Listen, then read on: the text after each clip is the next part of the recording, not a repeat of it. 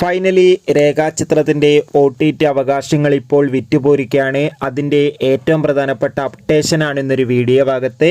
വീഡിയോയിൽ മുൻപ് video like ചെയ്യുക, ചാനൽ സബ്സ്ക്രൈബ് ചെയ്യാൻ വേണ്ടി ശ്രമിക്കുക.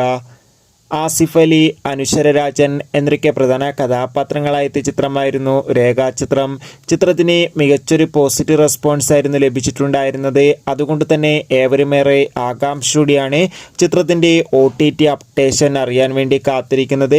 രേഖാചിത്രത്തിന് ഇപ്പോഴും മികച്ചൊരു പോസിറ്റീവ് റെസ്പോൺസ് തന്നെയാണ് പുറത്തുവന്നുകൊണ്ടിരിക്കുന്നത്. അങ്ങനെ ഫൈനലി ചിത്രത്തിൻ്റെ OTT അവകാശങ്ങളൊക്കെ ഇപ്പോൾ വിറ്റുപോയിരിക്കുകയാണ്. രേഖാചിത്രത്തിൻ്റെ OTT അവകാശങ്ങൾ ഇപ്പോൾ ഒഫീഷ്യലായി സോണി ലീവ് എന്ന OTT പ്ലാറ്റ്ഫോം സ്വന്തമാക്കിയെന്ന് കൺഫേം ആക്കിയിട്ടുണ്ട്.